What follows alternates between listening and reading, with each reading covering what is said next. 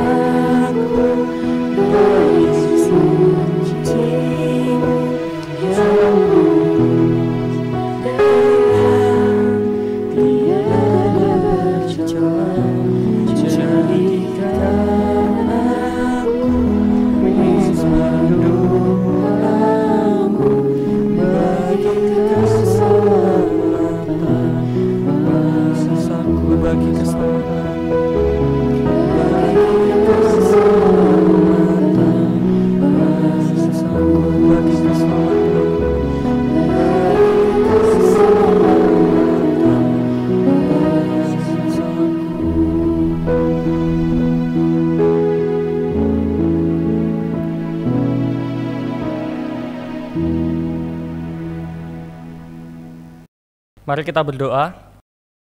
Mari kita pejamkan mata, mengambil waktu sejenak untuk kita benar-benar berdoa, fokus untuk Tuhan. Ambil sikap yang baik, hormati Tuhan. Mari kita berdoa. Ya Bapa, kami sungguh mengucap syukur untuk waktu yang Kau berikan pada kami. Saat ini kami boleh berkumpul, kami boleh menonton video ini ya Tuhan. Kami percaya semua itu adalah karena anugerah-Mu ya Tuhan.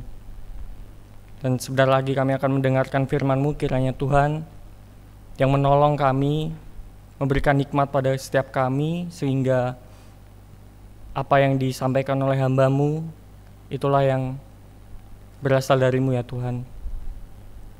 Lingkupi kami dari kuasa-kuasa yang tidak baik ya Tuhan, kuasa-kuasa iblis, kiranya Tuhan patahkannya dalam nama-Mu. Kami juga berdoa supaya setelah kami mendengarkan firman-Mu, kami bisa menjadi pelaku-pelaku-Mu, pelaku-pelaku firman-Mu ya Tuhan. Inilah doa kami ya Tuhan, kami serahkan hanya dalam nama-Mu. Haleluya, amin. Shalom teman-teman, selamat pagi, selamat siang, selamat sore, selamat malam, dimanapun kalian berada. Puji nama Tuhan, ternyata nggak kerasa ya teman-teman, kita sudah memasuki minggu kedua di bulan September. Saya percaya semuanya itu karena anugerah daripada Tuhan sendiri. Nah teman-teman, yang saya mau katakan pertama-tama, selamat tinggal, bukan selamat tinggal sih, sampai jumpa 3 bulan lagi, karena saya harus menjalankan misi praktek ke Nias. Saya minta doanya untuk saya di sana, semoga saya tetap sehat, tetap bisa melayani Tuhan, dan juga bisa kembali lagi di sini berjumpa dengan teman-teman remaja pemuda di GUP Muara Karang.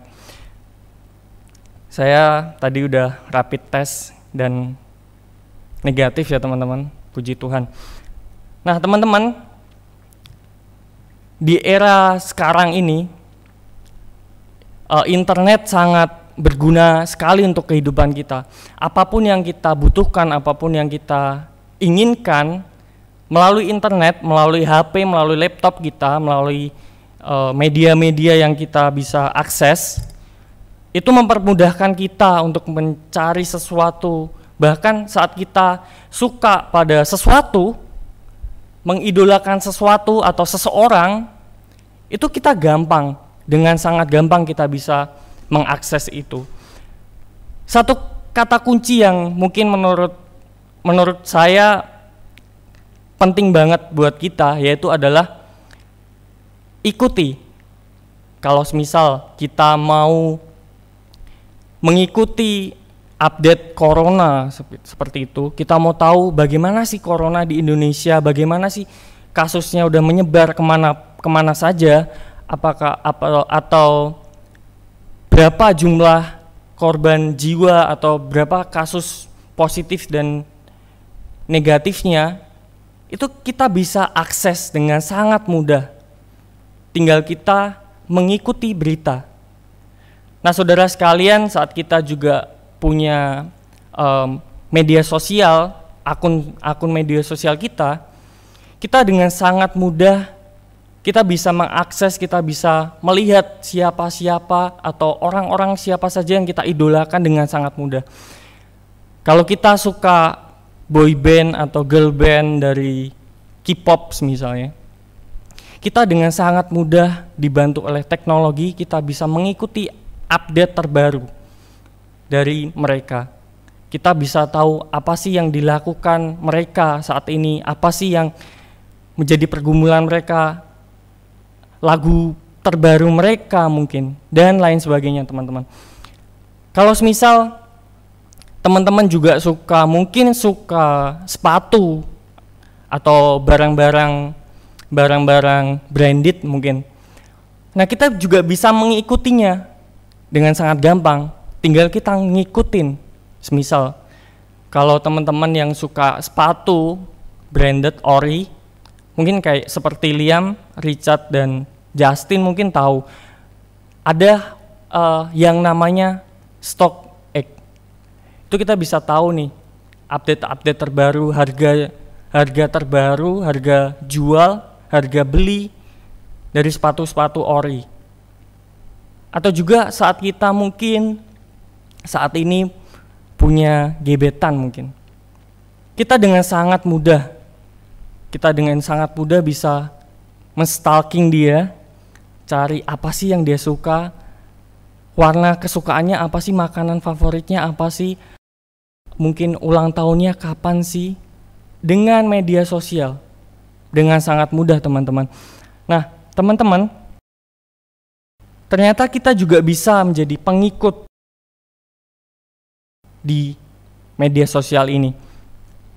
Nah, tapi jadi pengikut itu biasanya harus menyediakan waktu, butuh tenaga, butuh hati dan cinta mungkin.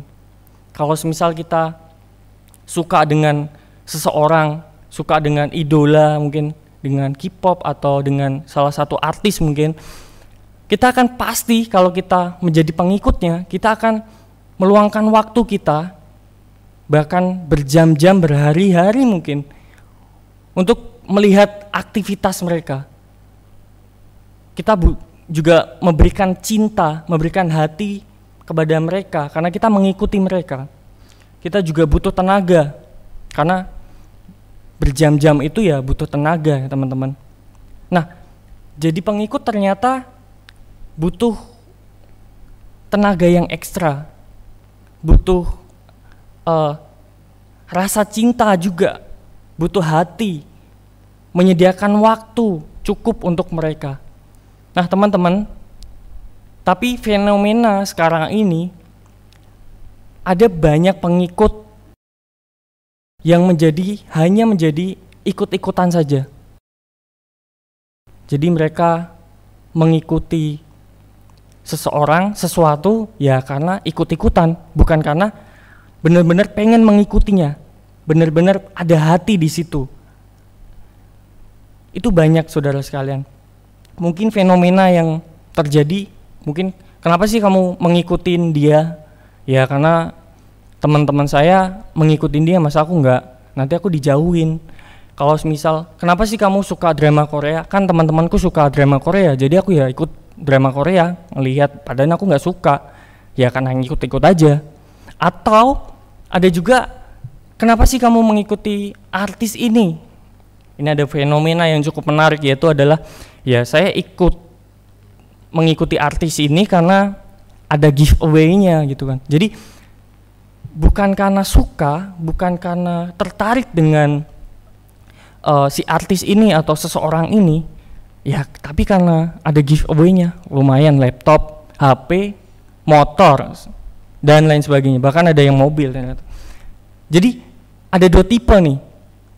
Ada pengikut yang benar-benar mengikuti, tapi ada juga yang jadi pengikut karena ikut-ikutan, karena ada hadiahnya seperti itu teman-teman. Nah ternyata kita sebagai orang Kristen juga ada di kedua kubu ini.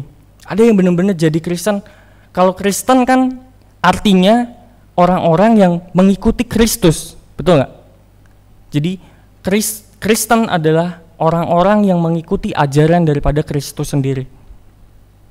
Tapi ada banyak teman-teman, ada banyak orang yang hanya ikut-ikutan. Contohnya, kenapa kamu jadi Kristen? Ya karena orang tua saya. Kenapa kamu jadi Kristen? Ya karena teman-teman saya Kristen semua. Kalau aku nggak jadi Kristen ya nanti aku dijauhin dan lain sebagainya. Kenapa kamu jadi Kristen?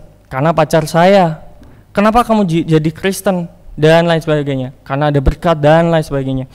Jadi ternyata ada pengikut Kristus yang benar-benar menjadi pengikut, tapi ada juga pengikut Kristus yang hanya ikut-ikutan saja.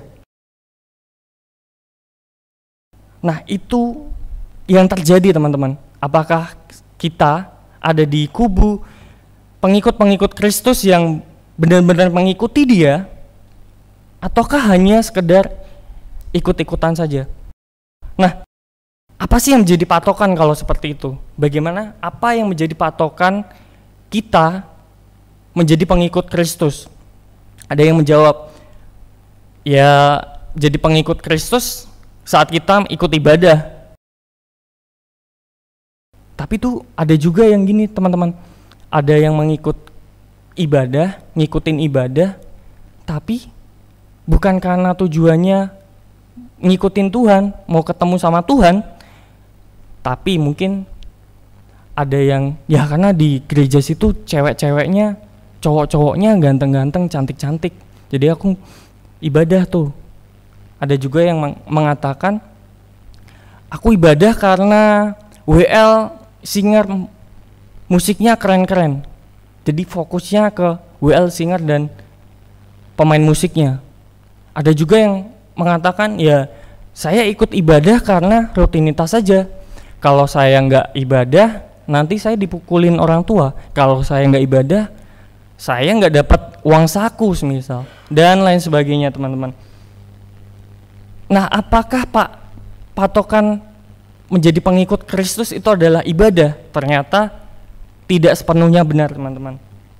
Ada juga yang mengatakan apa sih yang menjadi patokan kita menjadi pengikut Kristus saat kita dibaptis? Wah, kalau kita lihat di gereja mana-mana itu kan ada bermacam-macam baptis, ada yang baptis percik, baptis selam, mungkin ada yang dihanyutkan mungkin. Kita tidak tahu.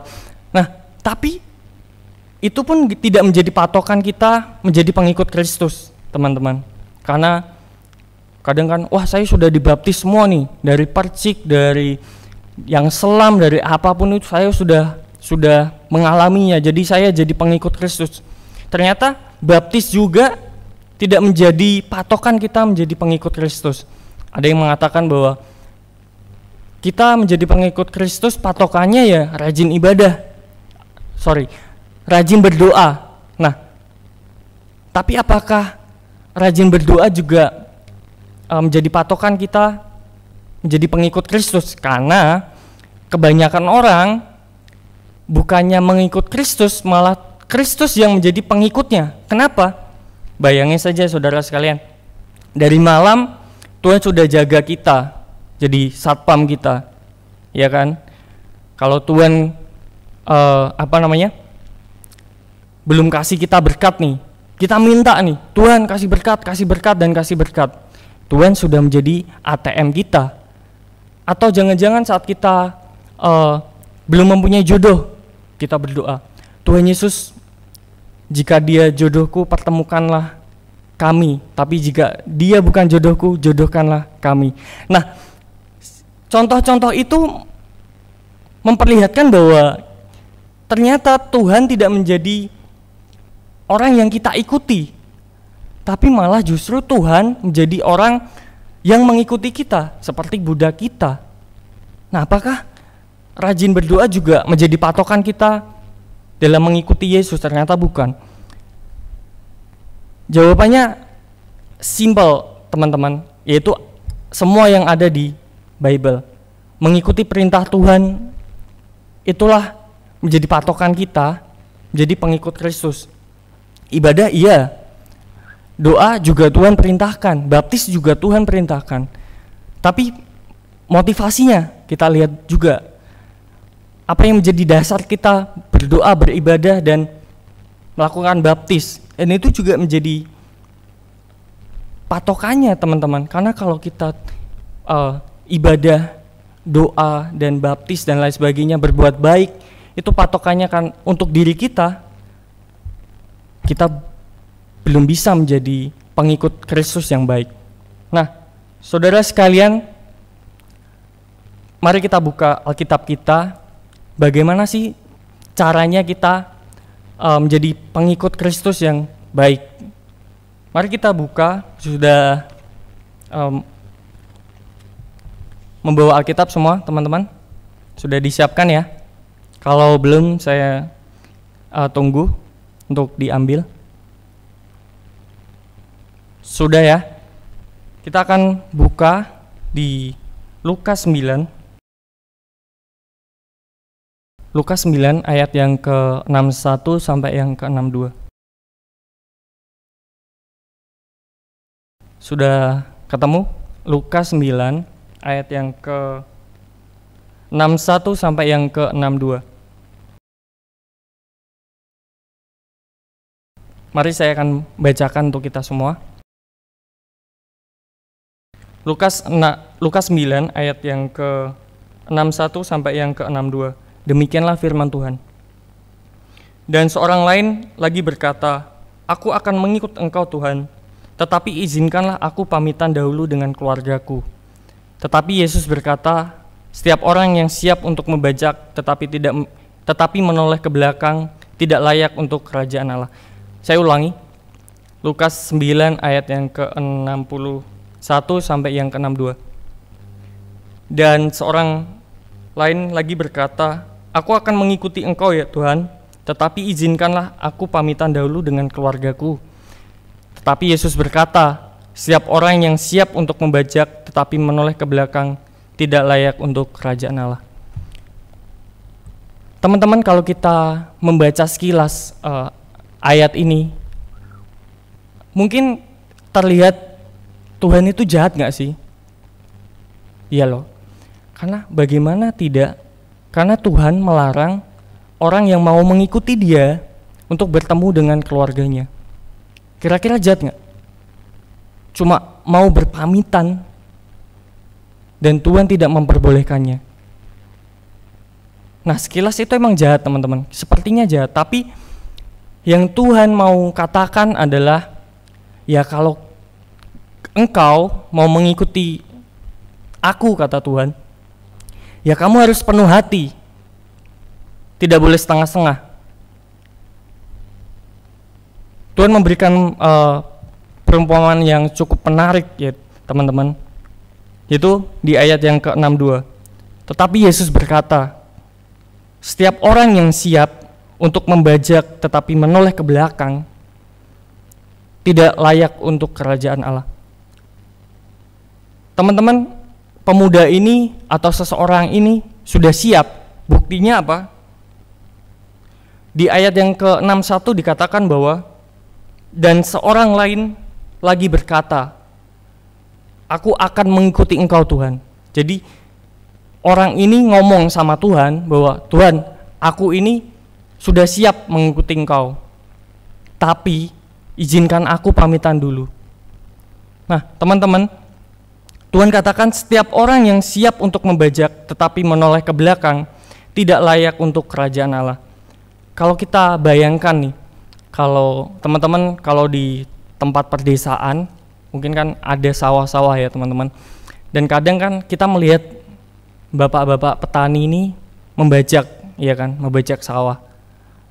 Bayangin saja kalau semisal saat dia membajak, entah itu dengan menggunakan sapi, kerbau, atau dengan alat yang sekarang canggih, saat dia melihat ke belakang, apa yang akan terjadi? Mungkin bisa bajakannya tidak lurus, bisa saja yang dibajak dia bisa keluar jalur, dan bisa saja apa yang dihasilkan itu juga jelek. Dia bisa saja juga celaka karena dia tidak melihat ke depan, tapi dia melihat ke belakang. Perumpamaan ini memperlihatkan bahwa ya kalau kita menjadi pengikut Kristus, kalau kita setengah-setengah, mending gak usah. Menjadi pengikut Kristus harus penuh hati, bukan seperempat, bukan setengah, bukan 3/4, tapi sepenuh hati teman-teman. Nah Tuhan mau kita sebagai pengikut Kristus, kita mengikuti Tuhan, mengikuti Kristus dengan sepenuh hati. Bukan seperti yang tadi, ya saya ikut Tuhan karena ikut-ikutan. Udah gak sepenuh hati, ikut-ikutan ya. Ikut-ikutan tuh tarafnya udah 0, lah untuk mengikuti Tuhan. Jadi untuk sekarang, apakah kita sudah di track yang benar teman-teman? Saat kita menjadi pengikut Kristus, kita melakukannya dengan sepenuh hati, bukan dengan paksaan, bukan dengan setengah hati, tapi melainkan dengan sepenuh hati. Teman-teman, ada sebuah kisah, ini berasal dari India dan mungkin lagunya ini sangat populer, mungkin teman-teman juga tahu. Dia berbicara tentang ada seorang keluarga yang menjadi Kristen di sebuah desa atau kota di India.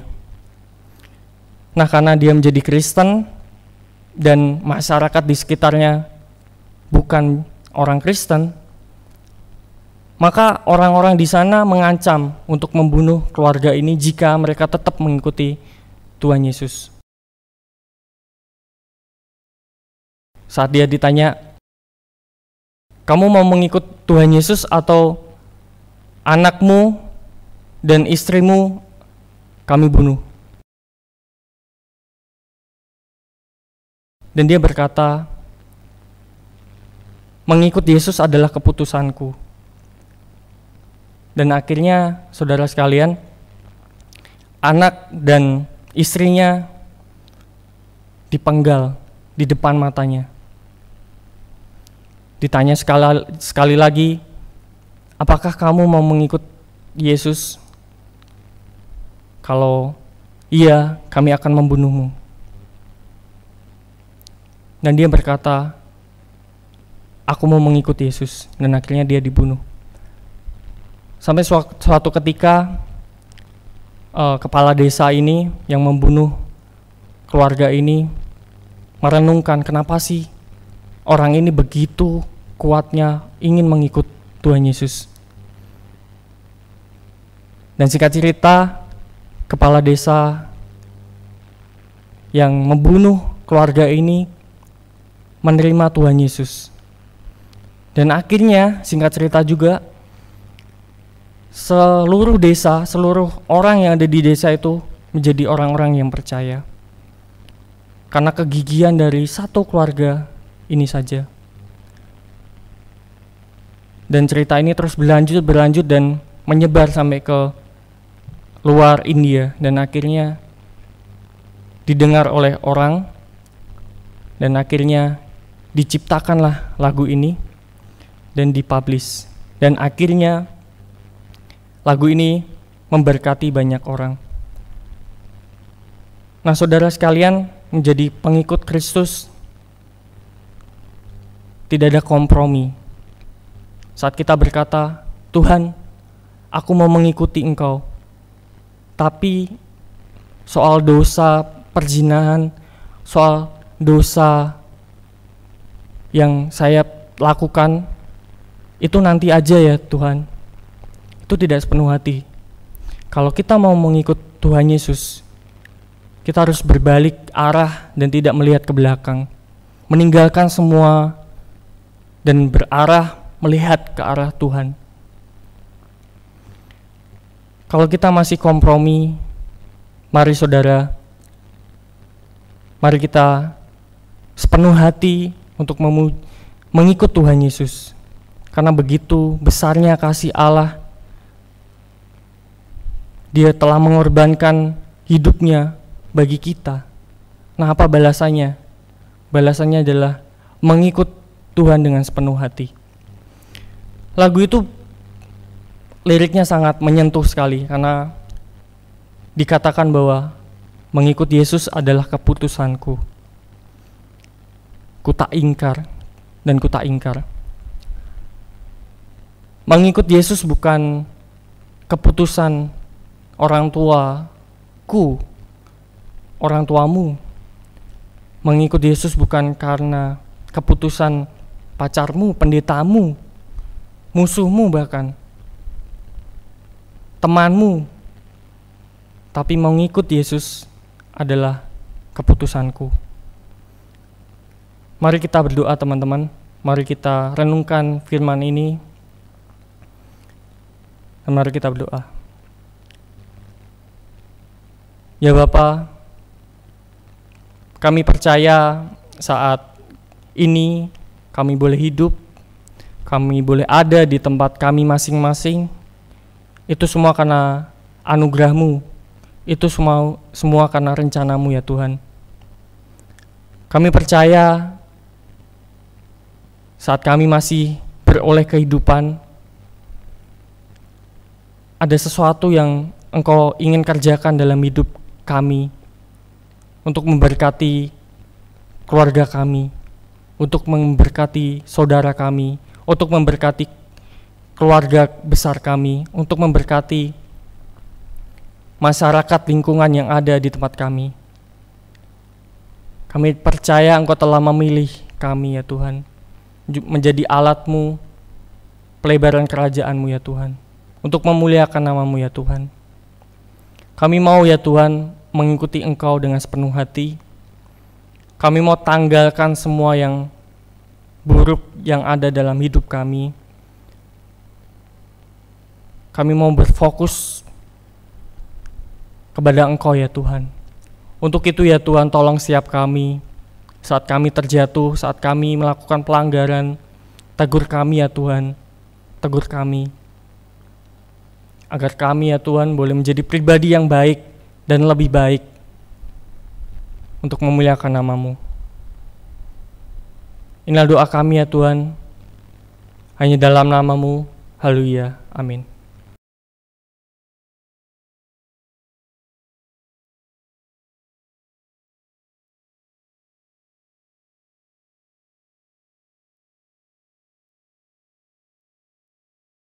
Haleluya. Baik teman-teman, kita akan tutup ibadah kita. Kita juga berdoa buat saudara kita, saudara Akel yang sebenarnya gelarnya sudah evangelis atau penginjil. Kita doakan supaya pelayanan di pelayanannya di Sirombu bisa sukses. Penerbangan ke Nias juga lancar, sampai di sana dengan selamat. Mari kita berdoa untuk saudara Akel dan juga menutup ibadah kita. Bapa yang di surga, terima kasih atas penyertaan-Mu. Saat ini kami berdoa buat Akel, Tuhan kiranya memberkati saudara kami Akel yang akan menuju ke Nias, ke Sirombu. Tuhan lindungi dalam perjalanan mulai dari gereja sampai di bandara, kemudian di tempat transit, dan Tuhan hantarkan sampai ke Nias dengan selamat ya Tuhan. Tuhan kiranya menolong dalam perjalanan agar sampai ke Sirombu dengan selamat. Dan selama Akel di Sirombu, Tuhan berkati dia supaya bisa menjadi berkat bagi orang-orang di Sirombu. Kami berterima kasih kepadamu Tuhan. Kami akhiri ibadah ini hanya dalam nama Tuhan Yesus Kristus. Teman-teman, mari kita terima berkat Tuhan. Tuhan melindungi dan menyertai engkau. Tuhan menyinari engkau dengan wajahnya dan memberi kasih karunia. Tuhan menghadapkan wajahnya kepadamu dan memberi sejahtera. Teman-teman akan jadi kepala dan bukan ekor, akan terus naik dan gak turun bila dengar suara Tuhan yang disampaikan hari ini sampai selamanya. Dalam nama Yesus kami berdoa dan bersyukur. Amin. Terima kasih sudah mengikuti ibadah. Sampai jumpa. Tuhan Yesus memberkati.